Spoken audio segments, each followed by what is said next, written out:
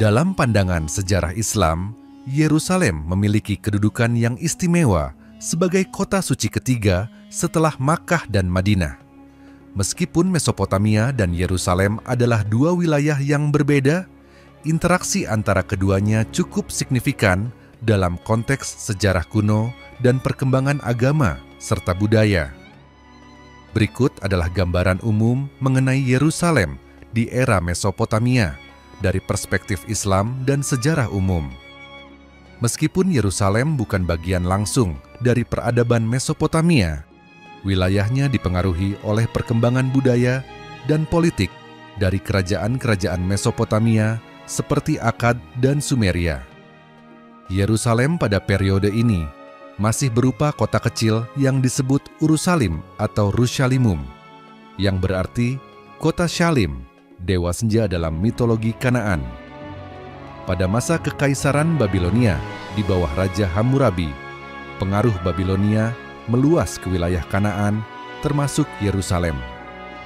Yerusalem kemungkinan menjadi kota kecil dengan pengaruh budaya dan ekonomi dari Mesopotamia. Dalam tradisi Islam, Nabi Ibrahim memiliki hubungan yang erat dengan Yerusalem. Beliau diyakini pernah tinggal di wilayah ini setelah meninggalkan Ur, kota di Mesopotamia. Putra Nabi Ibrahim, Nabi Ishak, dan cucunya, Nabi Yakub, juga diyakini terkait dengan wilayah ini. Di bawah Raja Nebukadnezar II, Kekaisaran Babilonia baru menaklukkan Yerusalem pada tahun 586 sebelum Masehi. Bait suci pertama dibangun oleh Nabi Sulaiman, Salomo, dihancurkan, dan penduduk Yahudi diasingkan ke Babilonia. Peristiwa ini juga disebut dalam tradisi Islam sebagai bagian dari hukuman Allah Subhanahu wa Ta'ala kepada Bani Israel atas pelanggaran mereka, disebut dalam surah Al-Isra ayat 4-7. Meskipun era Mesopotamia lebih dikenal dalam konteks peradaban non-monoteistik, dalam Islam, Yerusalem tetap dikenang sebagai kota para nabi, termasuk Nabi Ibrahim, Nabi Daud, Nabi Sulaiman, dan Nabi Isa. Surah Al-Isra ayat 1 menyebut peristiwa Isra Mi'raj, ketika Nabi Muhammad melakukan perjalanan malam dari Masjidil Haram di Makkah ke Masjidil Aqsa di Yerusalem sebelum naik ke Sidratul Muntaha. Ini menegaskan posisi Yerusalem sebagai kota suci dalam Islam. Yerusalem pada masa Mesopotamia adalah kota yang dipengaruhi oleh budaya dan kekuasaan dari kerajaan-kerajaan Mesopotamia seperti Sumeria, Akkadia, Babilonia Lama, dan Babilonia Baru. Dalam narasi Islam, Yerusalem terkait erat dengan kisah para nabi, terutama Nabi Ibrahim, Nabi Daud, Nabi Sulaiman, dan akhirnya peristiwa Isra Mi'raj yang melibatkan Nabi Muhammad. Yerusalem adalah kota suci yang memiliki signifikansi besar dalam Islam, Kristen, dan Yudaisme. Dalam perspektif Islam, sejarah Yerusalem di masa Romawi kuno sering dikaitkan dengan peristiwa penting yang melibatkan para nabi dan dinamika pemerintahan Romawi yang mempengaruhi kota tersebut. Sebelum dikuasai oleh Romawi, Yerusalem adalah kota yang menjadi pusat keagamaan dan politik bangsa Yahudi. Kota ini pernah menjadi pusat kekuasaan Raja Daud dan putranya, Nabi Sulaiman, yang membangun Baitul Maqdis atau Kuil Sulaiman, Masjid Al-Aqsa dalam perspektif Islam. Allah Subhanahu wa Ta'ala berfirman dalam Al-Quran, "Dan kami selamatkan dia, Ibrahim, dan Lut ke sebuah negeri yang telah kami berkahi untuk sekalian manusia." Quran Surah Al-Anbiya ayat 71. Ayat ini sering diinterpretasikan sebagai merujuk pada wilayah Palestina, termasuk Yerusalem, pada tahun 63. Sebelum Masehi, Jenderal Romawi Pompeius menaklukkan Yerusalem dan menjadikannya bagian dari Kekaisaran Romawi. Pada periode ini, Yerusalem menjadi kota di bawah kendali Romawi dengan raja boneka seperti Herodes Agung yang berkuasa di bawah perlindungan Romawi. Pada masa pemerintahan Romawi di Yerusalem, lahirlah Nabi Isa, salah satu nabi terbesar dalam Islam. Yerusalem menjadi saksi dakwah Nabi Isa yang penuh tantangan dari kaum Yahudi dan otoritas Romawi. Dalam Islam, Nabi Isa dianggap sebagai nabi yang diutus untuk membimbing Bani Israel. Namun, orang-orang Yahudi pada saat itu bersekongkol dengan penguasa Romawi untuk menangkap dan menyalib beliau. Al-Quran dengan tegas menyatakan bahwa Nabi Isa tidak disalib, dan karena ucapan mereka, "Sesungguhnya kami telah membunuh Al-Masih, Isa putra Maryam, Rasul Allah Subhanahu wa Ta'ala," padahal mereka tidak membunuhnya dan tidak pula menyalibnya. Tetapi yang mereka bunuh ialah orang yang diserupakan dengan Isa bagi mereka. Quran Surah An-Nisa ayat 157. Dalam kepercayaan Islam, Nabi Isa diangkat langsung ke langit oleh Allah Subhanahu wa Ta'ala dan akan kembali di akhir zaman. Setelah pemberontakan besar bangsa Yahudi terhadap Romawi, Kaisar Titus menghancurkan Yerusalem pada tahun 70 Masehi. Baitul Maqdis, kuil Sulaiman, dihancurkan sepenuhnya dan banyak penduduknya yang terbunuh atau diusir. Kota Yerusalem menjadi reruntuhan. Banyak orang Yahudi yang diusir dari kota tersebut. Kota itu perlahan kehilangan statusnya sebagai pusat agama dan lebih difokuskan sebagai wilayah administratif Romawi. Setelah pembagian Kekaisaran Romawi menjadi Barat dan Timur, Yerusalem menjadi bagian dari Kekaisaran Bizantium, Romawi Timur. Kaisar Konstantinus Agung mengadopsi Kristen sebagai agama resmi, dan Yerusalem berkembang menjadi kota Kristen yang penting. Dibangun gereja Makam Kudus, Church of the Holy Sepulchre, di tempat yang diyakini sebagai lokasi penyaliban dan kebangkitan Yesus menurut kepercayaan Kristen.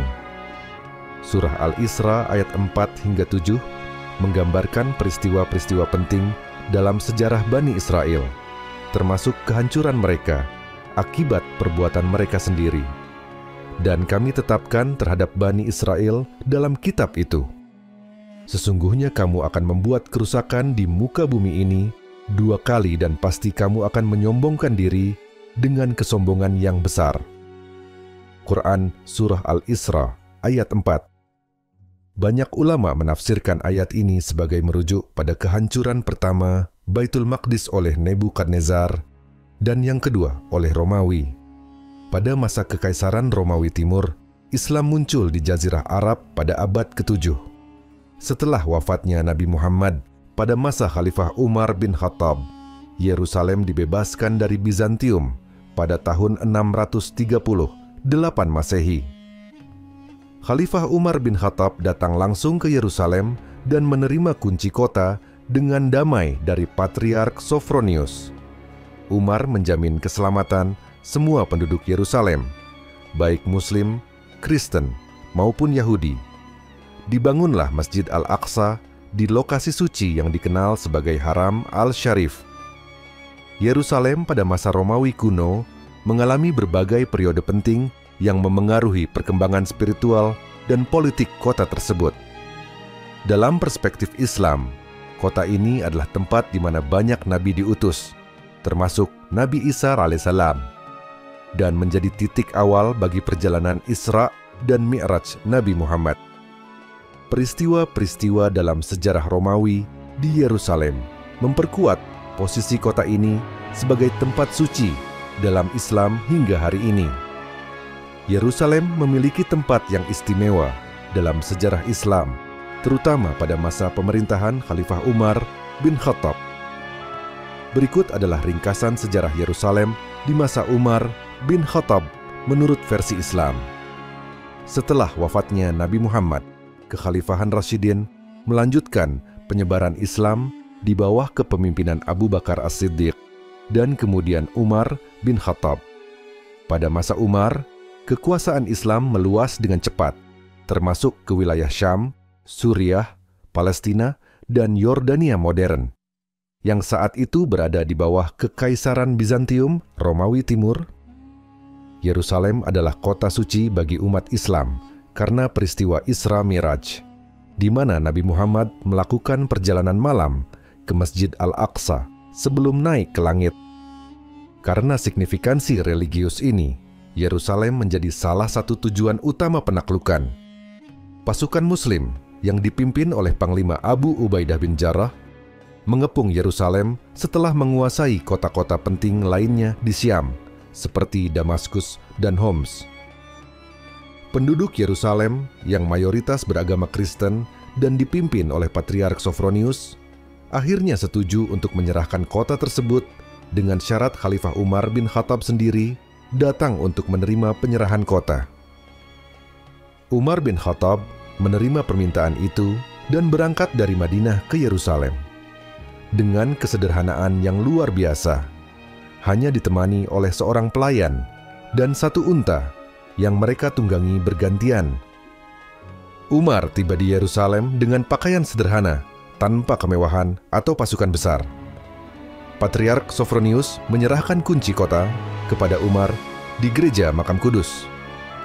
Umar kemudian memberikan piagam Umar Al-Uhdah Al-Umariyah yang menjamin perlindungan bagi penduduk Kristen dan hak-hak mereka untuk beribadah, serta melarang pengambil alihan gereja oleh umat Islam. Isi piagam Umar antara lain: jaminan keamanan bagi penduduk Yerusalem, perlindungan terhadap tempat ibadah Kristen, larangan memaksa penduduk memeluk Islam. Umar bin Khattab meminta ditunjukkan lokasi Masjid Al-Aqsa yang saat itu dipenuhi dengan reruntuhan dan sampah karena diabaikan oleh Bizantium.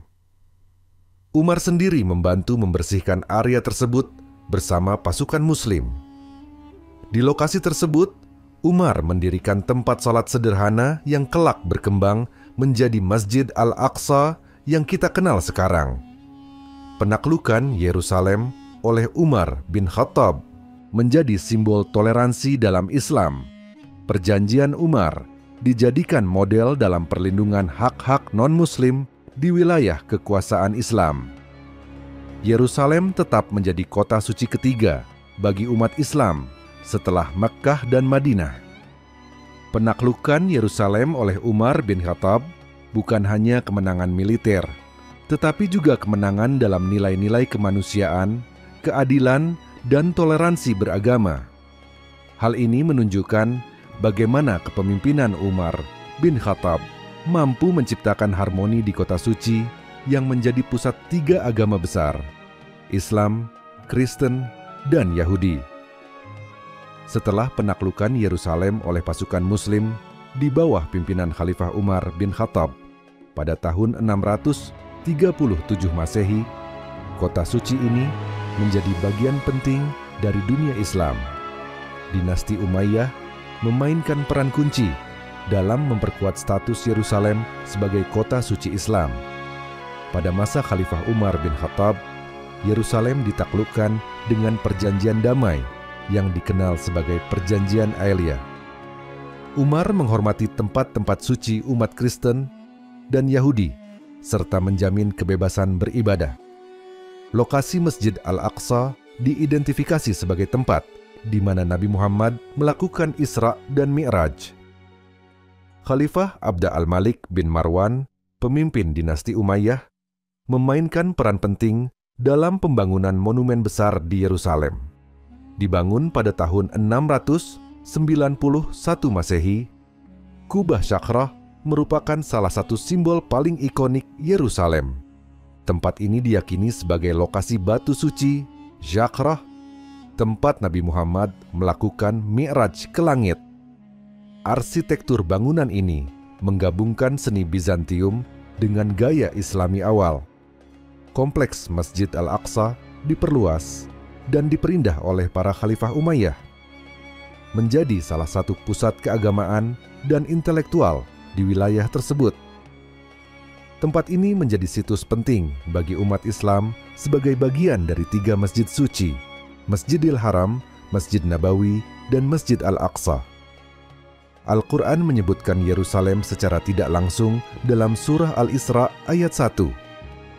Maha suci Allah Subhanahu wa Ta'ala yang telah memperjalankan hambanya pada suatu malam dari Masjidil Haram ke Masjidil Aqsa yang telah kami berkahi sekelilingnya. Kota ini menjadi arah kiblat pertama umat Islam, kiblat awal, sebelum dipindahkan ke Ka'bah di Makkah. Yerusalem menjadi pusat administratif dan religius yang penting dalam kekuasaan Umayyah. Pemerintah Umayyah memastikan perlindungan bagi umat Kristen dan Yahudi di Yerusalem. Pajak dan kebijakan administratif dijalankan dengan cukup adil, meskipun non-Muslim membayar pajak tambahan, jizyah. Arsitektur monumental seperti Kubah Syakrah dan Masjid Al-Aqsa masih berdiri kokoh hingga saat ini. Kota ini menjadi model bagi perencanaan kota Muslim di wilayah lain di bawah kekuasaan Umayyah. Setelah runtuhnya dinasti Umayyah pada 750 Masehi, Yerusalem jatuh ke tangan dinasti Abbasiyah.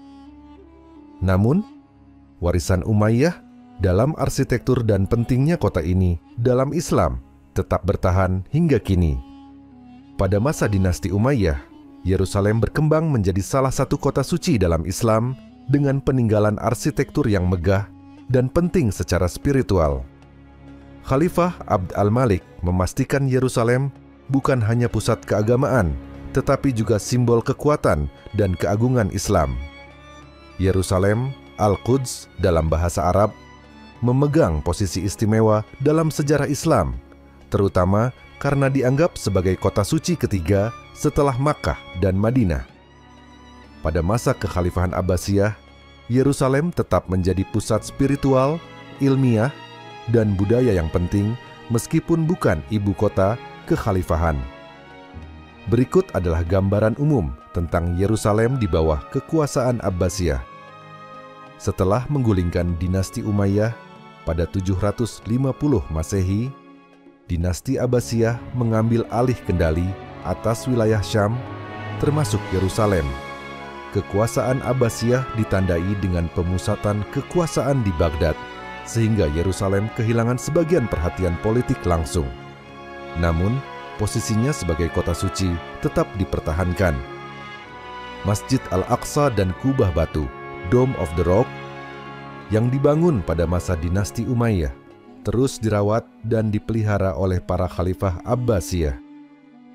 Khalifah Al-Mahdi memerintahkan renovasi besar-besaran Masjid Al-Aqsa setelah gempa bumi merusaknya. Khalifah Abbasiyah juga memastikan bahwa para ulama, imam, dan pengelola tempat suci mendapatkan dukungan finansial. Yerusalem menjadi pusat studi agama dan ilmu pengetahuan Islam. Banyak ulama terkenal datang untuk belajar dan mengajar di kota ini. Kota ini menarik peziarah Muslim dari berbagai wilayah kekuasaan Abbasiyah. Abbasiyah sering mengangkat gubernur untuk mengelola wilayah Syam, termasuk Yerusalem. Namun, pada abad ke-9 dan ke-10, kekuasaan pusat Abbasiyah mulai melemah, dan kekuasaan di Yerusalem sering berpindah tangan ke dinasti-dinasti semi-otonom, seperti dinasti Tuluniyah dan Ikhshidiyah yang berpusat di Mesir. Perebutan kekuasaan internal di kekhalifahan Abbasiyah menyebabkan ketidakstabilan di Yerusalem.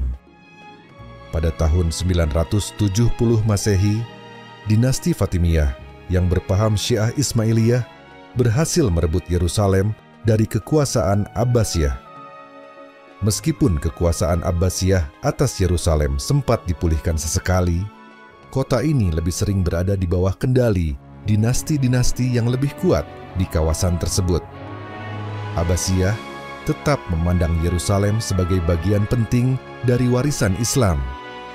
Perjalanan suci, ziarah ke Yerusalem tetap populer di kalangan umat Muslim selama era Abbasiyah. Pada abad ke-11, Yerusalem jatuh ke tangan tentara salib selama Perang Salib Pertama. Meskipun kekhalifahan Abbasiyah masih ada, pengaruh politik mereka di Yerusalem sudah sangat lemah dan lebih bersifat simbolis.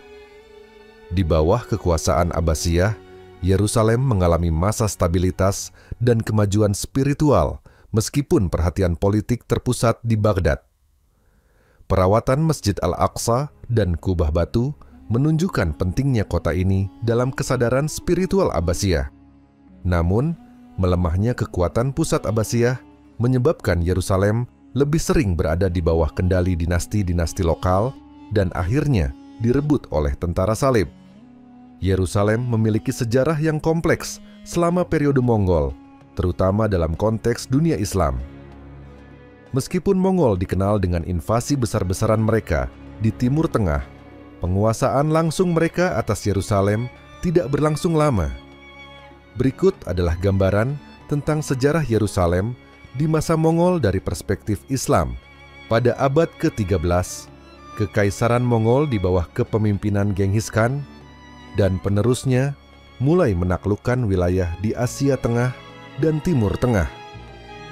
Setelah kematian Genghis Khan, cucunya Hulagu Khan memimpin serangan ke Timur Tengah. Hulagu menaklukkan Baghdad pada tahun 1002, 158, yang menandai akhir dari kekhalifahan Abbasiyah di kota tersebut. Setelah jatuhnya Baghdad, Mongol melanjutkan ekspansi ke arah Suriah dan Palestina. Yerusalem pada waktu itu berada di bawah kendali dinasti Ayyubiyah dan sebagian pengaruh Mamluk Mesir. Pada tahun 1260, pasukan Mongol di bawah pimpinan Kitbuka, seorang jenderal Kristen Nestorian yang melayani Hulagu Khan, menduduki Yerusalem. Namun, kekuasaan Mongol di Yerusalem singkat karena fokus utama mereka adalah Mesir. Pada tahun yang sama, pasukan Mamluk di bawah komando Sultan Qutus dan jenderalnya Baibars bertempur melawan Mongol di pertempuran Ain Jalut dekat Nazaret. Mamluk berhasil mengalahkan Mongol dalam pertempuran ini, yang menjadi salah satu kekalahan paling signifikan bagi Mongol di Timur Tengah. Setelah kekalahan di Ain Jalut, pengaruh Mongol di Yerusalem dan Palestina runtuh, dan wilayah ini kembali ke tangan Mamluk. Setelah kemenangan di Ain Jalut, Yerusalem menjadi bagian dari Kesultanan Mamluk. Mamluk memperkuat kendali mereka atas kota suci tersebut dan melanjutkan peran mereka sebagai pelindung situs-situs suci Islam, termasuk Masjid Al-Aqsa dan Dome of the Rock. Yerusalem tetap berada di bawah kendali Mamluk hingga datangnya Kesultanan Utsmaniyah pada awal abad ke-16. Dalam narasi Islam, Mongol seringkali digambarkan sebagai simbol kekacauan dan kehancuran karena penghancuran Baghdad dan tindakan mereka terhadap populasi Muslim. Namun, kemenangan Mamluk di Ain Jalut dipandang sebagai intervensi ilahi yang melindungi dunia Islam dari kehancuran total. Para sejarawan Muslim memuji keberanian Qutus dan Baibars yang dianggap sebagai pahlawan Islam dalam melawan ancaman Mongol. Secara keseluruhan, meskipun Mongol sempat menduduki Yerusalem, mereka tidak memiliki kendali lama atas kota tersebut. Kemenangan Mamluk di pertempuran Ain Jalut memastikan bahwa Yerusalem tetap berada dalam kendali kekuatan Muslim hingga berabad-abad berikutnya. Yerusalem memiliki posisi istimewa dalam sejarah Islam, khususnya pada masa kekuasaan dinasti Ayyubiyah yang didirikan oleh Salahuddin Al-Ayyubi Saladin. Periode ini ditandai oleh upaya untuk merebut Yerusalem dari tangan tentara salib dan memulihkan kota suci tersebut di bawah pemerintahan Muslim. Setelah Perang Salib Pertama, Yerusalem jatuh ke tangan tentara salib Eropa. Kota ini kemudian menjadi ibu kota kerajaan Yerusalem Latin selama hampir 88 tahun. Keadaan ini memicu kemarahan umat Islam di seluruh dunia. Salahuddin Al-Ayyubi, seorang pemimpin Muslim Kurdi yang menjadi Sultan Mesir dan Suriah, menyatukan dunia Muslim yang terpecah-pecah untuk menghadapi tentara salib. Ia dikenal sebagai pemimpin yang adil, berjiwa ksatria, dan penuh toleransi. Pada tahun 1187, Salahuddin berhasil mengalahkan pasukan tentara salib dalam pertempuran Hittin di dekat Danau Tiberias. Kemenangan ini membuka jalan bagi pasukan Muslim untuk merebut kembali Yerusalem. Faktor kemenangan: Salahuddin, persatuan antara kekuatan Muslim, strategi militer yang cerdas, semangat jihad di kalangan prajurit Muslim. Pada 2 Oktober 1187, Salahuddin Al-Ayyubi berhasil merebut Yerusalem setelah pengepungan yang berlangsung selama beberapa hari.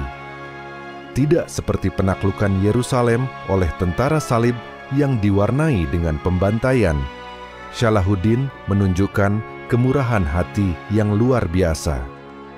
Penduduk Kristen yang ingin meninggalkan kota diberi izin pergi dengan aman.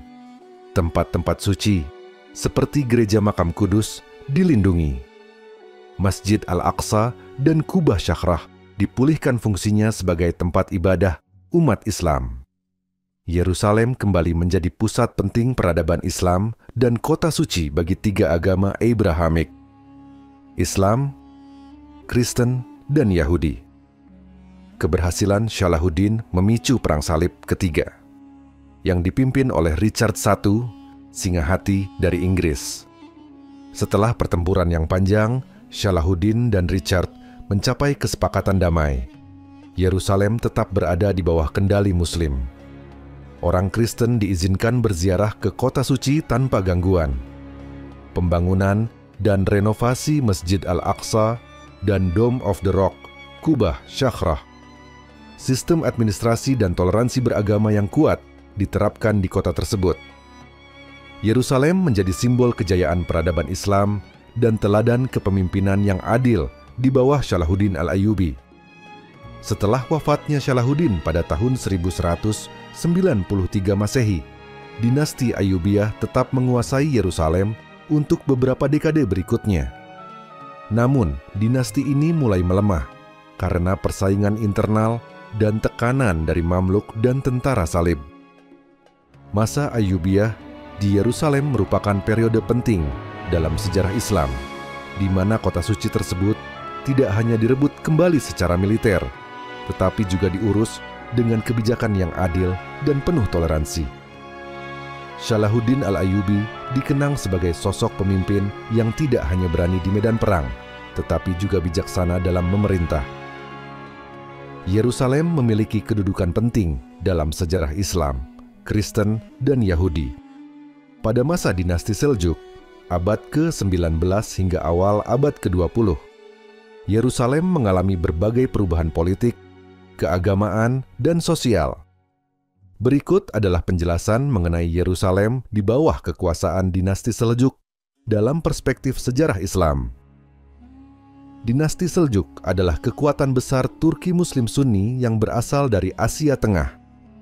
Mereka memeluk Islam Sunni dan berhasil menguasai sebagian besar wilayah Timur Tengah, termasuk Persia, Irak, Suriah, dan Anatolia. Pada tahun 1071, Seljuk meraih kemenangan besar di pertempuran Manzikert melawan Bizantium, yang memperkuat posisi mereka di Timur Tengah.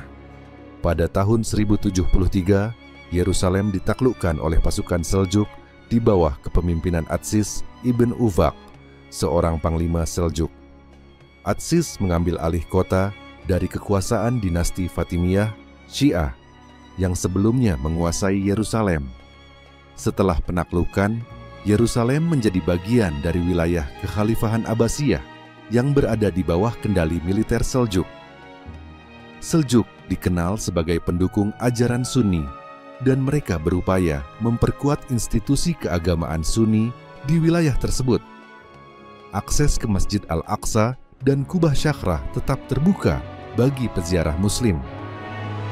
Namun, kondisi peziarah Kristen dan akses mereka ke Yerusalem menjadi lebih sulit akibat ketegangan politik dan kebijakan yang lebih ketat dari penguasa Seljuk. Meskipun awalnya stabil, pemerintahan Seljuk di Yerusalem melemah akibat perebutan kekuasaan internal di antara para pemimpin Seljuk. Setelah kematian Sultan Alp Arslan dan Malik Shah Peribdarah, kekuasaan Seljuk mulai terfragmentasi. Para gubernur di kota-kota besar termasuk Yerusalem, seringkali bertindak semi-independen. Pada tahun 1098, dinasti Fatimiyah, Mesir, berhasil merebut kembali Yerusalem dari Seljuk sebelum datangnya Perang Salib pertama. Pada tahun 1099, Yerusalem tetap dianggap sebagai kota suci ketiga dalam Islam setelah Mekah dan Madinah. Masjid Al-Aqsa tetap menjadi pusat kegiatan keagamaan dan simbol penting bagi umat Islam. Para ulama dan cendekiawan Muslim seperti Al-Ghazali menyebarkan pengaruh pemikiran keagamaan di wilayah kekuasaan Seljuk, termasuk Yerusalem. Pemerintahan Seljuk di Yerusalem dianggap sebagai fase transisi penting antara kekuasaan Fatimiyah dan kedatangan tentara salib. Kelemahan internal Seljuk turut mempermudah penaklukan Yerusalem oleh tentara salib pada 1099 yang menyebabkan tragedi besar bagi penduduk Muslim dan Yahudi di kota itu.